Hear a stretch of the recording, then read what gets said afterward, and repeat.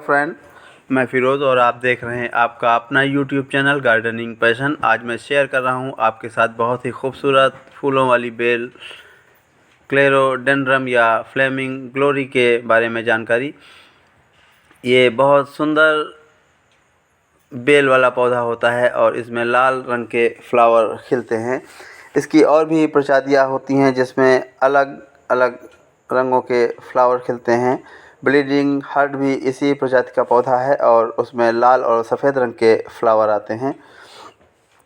साथियों, इस पौधे को ग्रो करना भी बहुत आसान है और एक बार ये पौधा आप लगा देते हैं तो जल्दी आपके गार्डन से ये ख़त्म नहीं होता है अगर आप इसकी सही से केयर करते हैं।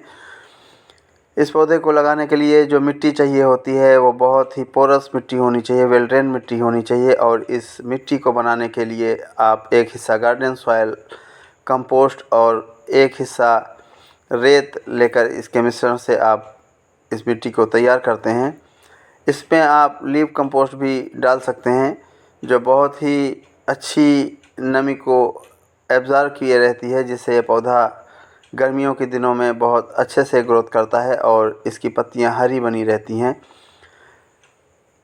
हालांकि इस पौधे में विंटर सीजन में फ्लावरिंग होती है और विंटर से लेकर पूरे बसंत ऋतु तक तेज़ गर्मियां शुरू होने तक इसमें फ्लावरिंग होती रहती है।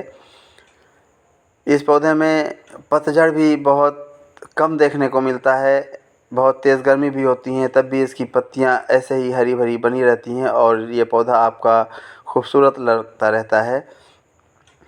इस पौधे को जब भी आप किसी दीवार के सहारे या किसी कांटेदार रस्सियों के सहारे आप लगाते हैं तो ये पौधा बहुत तेज़ी से उसके सहारे से फैल जाता है और बहुत बुशी हो जाता है। इसी के साथ ही साथियों, अगर हम पानी की बात करें तो इस पौधे को बहुत ज़्यादा पानी की नीड होती है जब बहुत तेज़ गर्मियाँ पड़ रही होती हैं। इस पौधे को दिन में एक बार पानी की आवश्यकता होती है और इस तरीके से पौधा अच्छे से ग्रोथ करता रहता है। ये देखिए, ये छोटा सा पौधा था, मैंने इसको कटिंग से लगाया था और इसके अलावा भी मेरे पास और भी पौधे हैं जो मैंने बाउंड्री पर लगा रखे हैं और वो बहुत तेज़ी से ग्रोथ कर रहे हैं, बहुत ज़्यादा बड़े पौधे हैं। उन्हीं की कटिंग मैं लेकर आया था और इस पौधे को मैंने ग्रो किया था।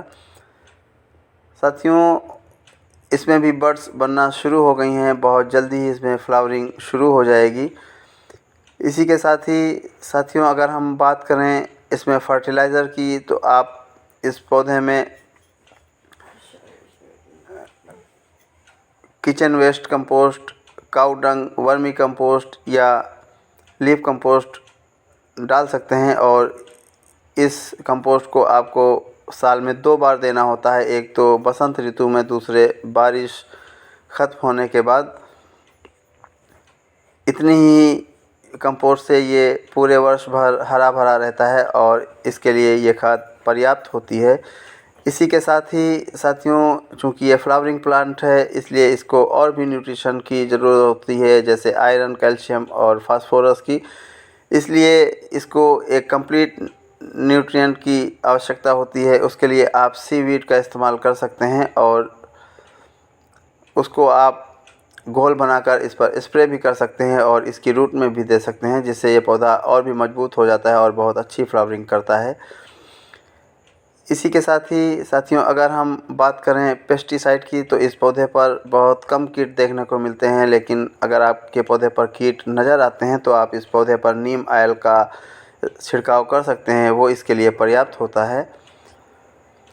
इसी के साथ ही साथियों, अगर हम इसकी सनलाइट की बात करें तो आप इस पौधे को फुल सनलाइट में लगाएं तो बेहतर होता है, क्योंकि ये फ्लावरिंग प्लांट है और ज़्यादातर फूलों वाले पौधे धूप पसंद करते हैं।